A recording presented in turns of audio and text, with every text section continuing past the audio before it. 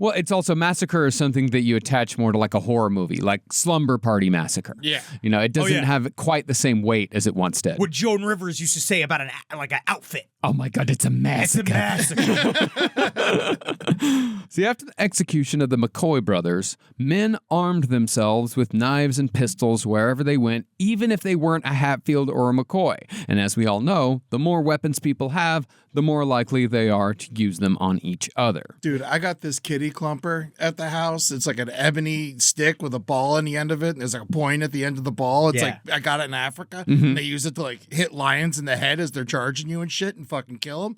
I'm fucking waiting. That's all he's been talking about. I'm waiting, dude. I fear for the Amazon drivers on his street. I fear. I just got my Christmas axe out of storage. God help if an Uber Eats guy accidentally delivers him the wrong meal. Oh, dude, I've got house axes that are like hidden in strategic places around the house. I'm not telling anyone where my fucking axes are. Just know there's a lot of axes sitting around ready to be used. I got two. I will let my weapons remain anonymous. Yeah. So you don't know what's coming. Julie tried to get rid of one of my axes, and I was just like, and there was one of them's red, and I was like, well, that's the Christmas axe.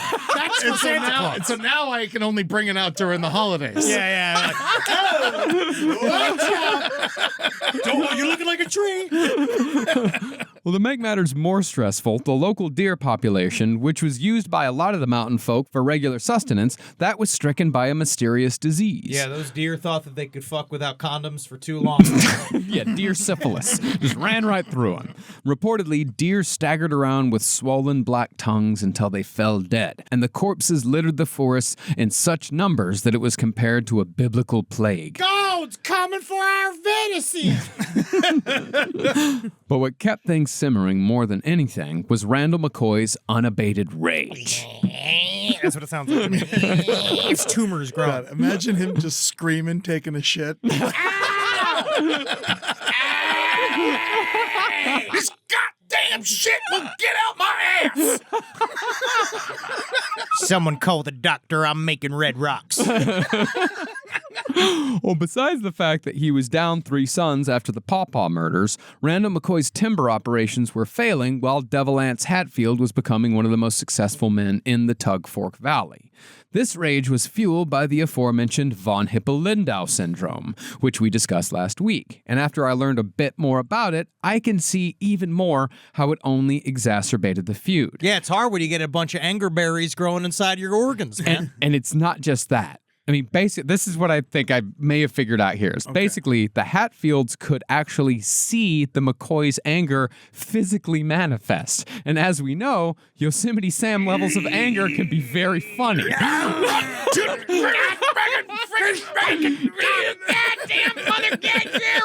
That's what my father used to do. So I'd imagine some of the Hatfields might have poked the McCoy bear a few times on purpose just to get a patented McCoy reaction. Hey, Sam, watch this. I'm going to throw an apple at that moron over there. Hey there. Gotcha, McCoy. Damn it, you're wasting apples. You're wasting apples. That's so much fun.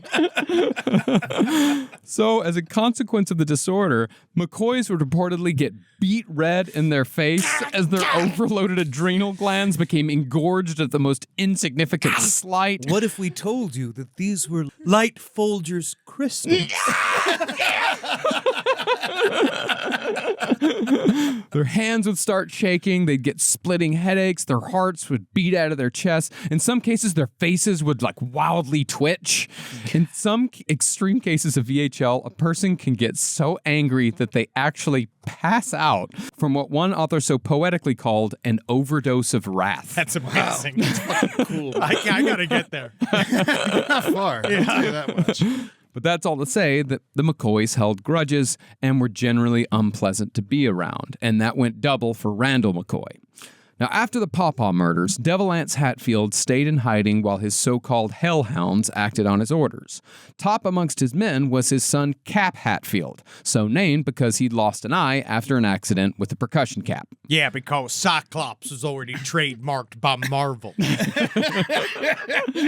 Known as one of the most merciless and just plain nasty members of the Hatfield clan, Cap would be responsible for some of the most reprehensible and inexcusable actions to come. As far as appearance went, Cap was described as a grim figure with a trimmed beard, a mustache, and bangs slicked across his forehead that made him look, in the words of author Lisa Arthur, like Adolf Hitler, only gloomier. Wow. That's hard to be a sadder Adolf Hitler. Because I don't think it's not like when I see Adolf Hitler's face, the first thing I think of, like, that guy's got it figured out. That guy's loving life. Imagine if he only had one eye, how much angrier he'd be. Oh, well, or it would make him more empathetic.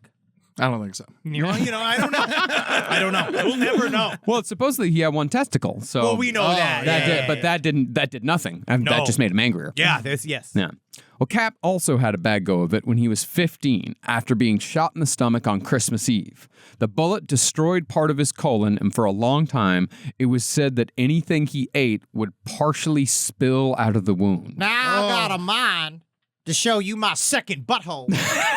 If you quit talking. He's such a dick that he had two assholes. Yeah, I got two. All right, I call one asshole A, and I call this one my side piece. Here's my little finger. Look at, I can see my finger out.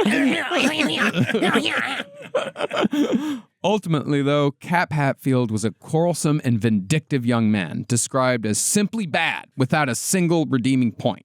A prime example is how Cap got his wife. And the key word is got. Yes. Yeah. He had become enamored with his first cousins, Nancy Smith, but she turned down his offers of marriage for years on end. She's got all the finest qualities of my aunt, meaning bosoms and legs, and she got all the finest qualities of my uncle, mean big old face. Eventually, Nancy Smith married a timber merchant, but he somehow managed to get mysteriously murdered 2 years after their wedding. Murder was never solved. But after that, Nancy Smith finally gave up and married Cap Hatfield. See? Romance. Yeah. That used to be romance. Yes. When a woman just decided to make the rest of her life horrible. Yeah. You're scary enough. Or it was decided for her. Yeah. But while Randall McCoy stewed in his juices, Devil Ants built up his timber business from various hidey holes, and random Hatfields and McCoys murdered each other with fair regularity but little fanfare. There was, however, another character waiting in the wings to join on the side of the McCoys, a man who had been biding his time for years. That was the son of Rich Jake Klein, Perry Klein. This was the man who'd gotten the shit into the stick years earlier when Devil Ants Hatfield had swindled him out of Klein's 6,000-acre birthright. Oh, yeah. And those tender memories go long. Yeah, and he's the only one with like an actual education. Yeah, he becomes an attorney. Yeah, in the years since, he'd become an attorney and had spent a lot of time forming political connections, which he'd use against Devil Ants Hatfield in service of both his own personal vendetta and the McCoy cause. See, once Perry Klein became reasonably successful, he cozied up to an up-and-coming Kentucky politician named Simon Bolivar Buckner. Great names in this whole fucking... I love all of this. There are so many great names, it's hard to remember whose side what person is on. Yeah. Well, that's the funny thing is that it's it's an interesting name because Simon Bolivar.